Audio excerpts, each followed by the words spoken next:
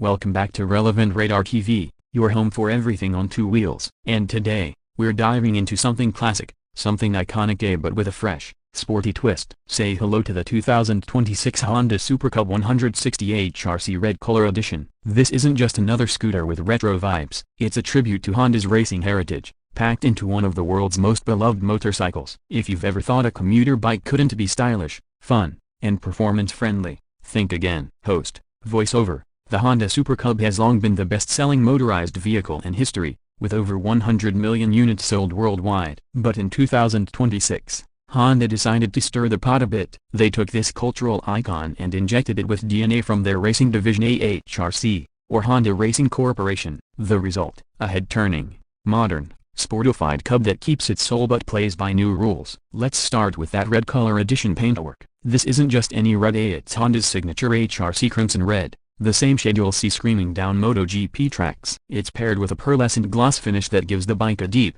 candy-like shine. Accents in matte black and carbon texture vinyl enhance the athletic aesthetic, while the retro-inspired round LED headlamp anchors it back in its roots. In terms of lighting, everything is full LED from the headlamp and tail lamp to the turn indicators. They're bright, energy-efficient, and look fantastic, especially at night. Honda's designers also streamlined the lens housing, integrating it more organically with the frame. It's subtle but enthusiasts will notice. Now let's talk about the heart of this machine, the engine. The 2026 Super Cub 160 sports a 156.9cc air-cooled, single-cylinder stock engine, upgraded from the previous 125cc model. This new power plant produces about 15 horsepower at 8,500 rpm and 14 Nm of torque at 6,000 rpm. It's mated to a 5-speed semi-automatic gearbox, so you still get to shift, but without a clutch lever. The gear transitions are smooth, with refined ratios that are optimized for both city cruising and occasional highway rides. Host, voiceover, and performance. It's peppy. The bump in displacement is immediately noticeable,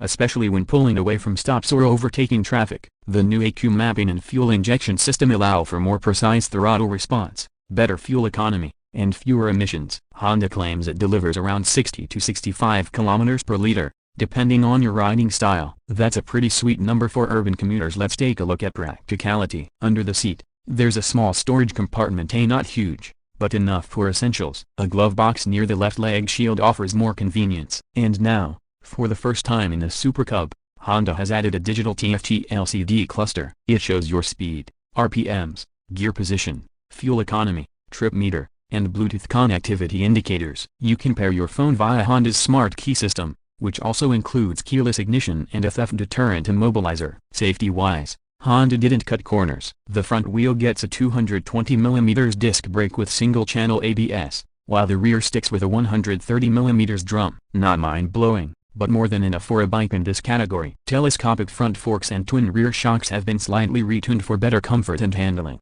especially with the increase in top speed, which now sits comfortably around 110 km per hour. The 17-inch cast aluminum wheels have been redesigned to be lighter and stronger than before, paired with tubeless tires that offer better road grip, even in wet conditions. The overall curb weight, just about 110 kilograms. That makes it nimble in traffic, easy to park, and friendly for riders of all ages and skill levels. One of the most charming aspects of the Super Cub is its ergonomics. The seat height is just 780mm, accessible to most riders, and the redesigned saddle, now with a dual-density foam layer, is surprisingly comfortable for longer commutes. The upright seating position means zero stress on your wrists or lower back. So, what's different about the HRC Red Color Edition compared to the standard Super Cub 160? Aside from the signature racing livery and limited edition badge on the side panel, this variant comes with HRC branding on the digital dash/splash screen, upgraded switchgear with backlighting, and a slightly tuned exhaust note. Throatier, sportier,